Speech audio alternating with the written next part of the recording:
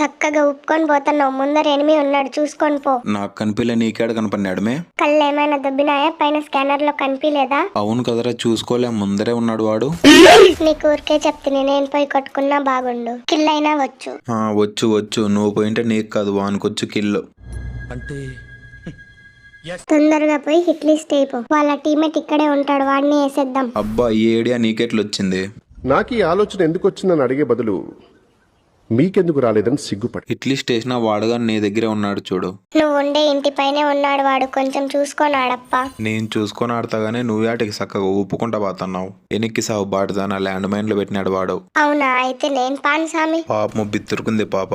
Kill దొబ్బేసేకి నన్ను పాద్దని చెప్పి నువ్వు పోతావా? కిల్లు దొబ్బేదేంది, హిట్లీ స్టేసిండేదే నేను. ఈ అడవి నాదే, వేట నాదే. కానీ కిల్లు మాత్రం నాదే.